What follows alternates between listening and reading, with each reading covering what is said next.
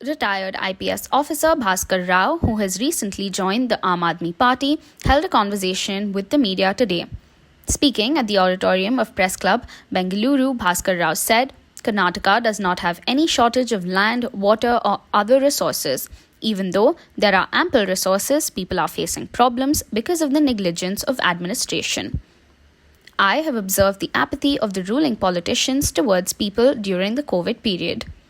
People are not getting any benefits even though the government is spending crores of rupees. All the money is going to corrupt politicians.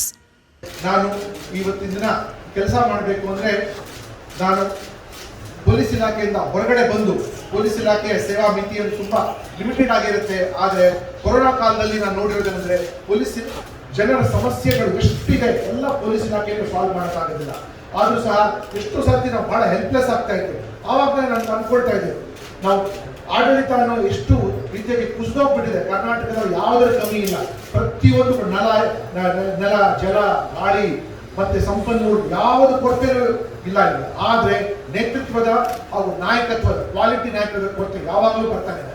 मैं अपने चाहत से सियासत के मैदान में उतरा हूँ. चाहता था तो 3 साल और आराम की ज़िंदगी बिता सकता था, जहाँ मेरे पास में गाड़ियों की कमी नहीं होती, लोगों की कमी नहीं होती और आराम की कमी नहीं होती.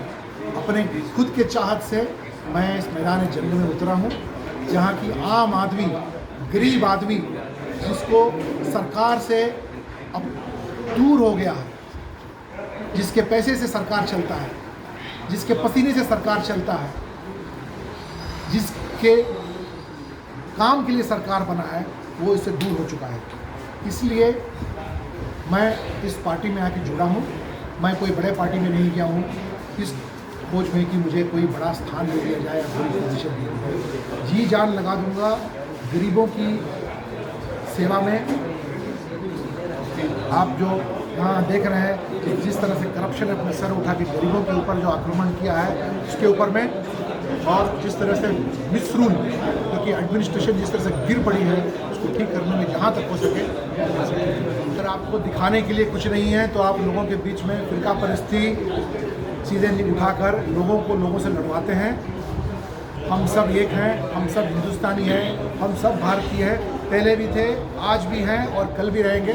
लेकिन अपने सियासी फ़ायदों के लिए लोगों के बीच में झगड़ा करवाना, दरारें पैदा करना, ये हमको बहुत दूर तक नहीं जाएगा. सब लोग समझदार हैं, बहुत समझदारी है लोगों के बीच में. मैं लोगों की समझदारी का बहुत कदर करता हूँ.